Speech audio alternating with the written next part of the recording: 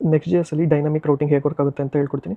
ಇಲ್ಲೊಂದು ಸಿಂಪಲಾಗಿ next J ಎಸ್ದು project setup ಮಾಡ್ಕೊಂಡಿದ್ದೀನಿ ಆ್ಯಂಡ್ ಕ್ಯಾಟಗರಿ 1 2 3 ಅಂತ ತೊಗೊಂಡಿದ್ದೀನಿ. ಈಚ್ ಟೈಮ್ ಕ್ಯಾಟಗರಿ ಕ್ಲಿಕ್ ಆದಾಗ ಇದು ಆ ಕ್ಯಾಟಗರಿ ಪೇಜ್ಗೆ ರೀಡೈರೆಕ್ಟ್ ಆಗ್ತಿದೆ. ಇಲ್ಲಿ ನೋಡ್ಬೋದು ಎಂಡ್ ಪಾಯಿಂಟ್ ಆ ಕ್ಯಾಟಗರಿದು ಐ ಡಿ ಇದೆ, ಕ್ಯಾಟಗರಿ 1 2 3 ಅಂತ. ಸೊ ಇದು ಹ್ಯಾಂಡಲ್ ಮಾಡೋಕ್ಕೆ ನೆಕ್ಸ್ಟ್ ಜೆ ಎಸ್ಸಲ್ಲಿ ಡಿಫಾಲ್ಟಾಗಿ ಡೈನಾಮಿಕ್ ರೂಟಿಂಗ್ ಸಪೋರ್ಟ್ ಕೊಟ್ಟಿದ್ದಾರೆ. ಬಟ್ ರಿಯಾಕ್ಟಲ್ಲಿ ನಾವು ಥರ್ಡ್ ಪಾರ್ಟಿ ಪ್ಯಾಕೇಜಸ್ನ ಇನ್ಸ್ಟಾಲ್ ಮಾಡ್ಕೋಬೇಕು. ಸೊ ನೆಕ್ಸ್ಟ್ ಜೆ ಎಸ್ಸಲ್ಲಿ ಸ್ಕ್ವೇರ್ ಬ್ರ್ಯಾಕೆಟಲ್ಲಿ ಮೆನ್ಷನ್ ಮಾಡಿದಾಗ ಫೋಲ್ಡರ್ ನೇಮ್ ಆಟೋಮೆಟಿಕ್ಕಾಗಿ ಡೈನಾಮಿಕ್ ರೂಟಿಂಗ್ ಅಂತ ಕನ್ಸಿಡರ್ ಮಾಡುತ್ತೆ. ಸೊ ನಾನೀಗ ಐ ಡಿ ಅಂತ ನೇಮ್ ಕೊಡ್ತೀನಿ, ಏನು ಬೇಕಾದ್ರೂ ನೇಮ್ ಕೊಡ್ಬೋದು.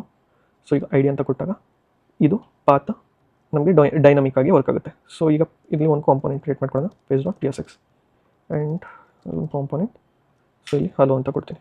ಆ್ಯಂಡ್ ಆಲ್ಸೋ ನಮಗೆ ಒಂದು ಯೂಸ್ ಪ್ಯಾರಮ್ಸ್ ಅಂತ ಇರುತ್ತೆ, ಅದನ್ನು ಸಹ ಇಂಪೋರ್ಟ್ ಮಾಡ್ಕೊಳ್ಳೋಣ. ಇದೊಂದು ಹುಕ್ ಯೂಸ್ ಪ್ಯಾರಮ್ಸ್, ಇದು ನೆಕ್ಸ್ಟ್ ಜೆ ಎಸ್ಸಲ್ಲಿ ಒಂದು ಹುಕ್ ಪ್ರೊವೈಡ್ ಮಾಡಿದ್ದಾರೆ. ಸೊ ಇದು ಡೈನಾಮಿಕ್ ಆಗಿ ಏನು ಪಾಸ್ ಮಾಡ್ತೀವಿ ಆ ಐ ಡಿನ ನಮಗೆ ರಿಟರ್ನ್ ಮಾಡುತ್ತೆ. So const I D is equal to ಈ ಹುಕ್ನ ಕಾಲ್ ಮಾಡೋಣ. Okay, and if we console it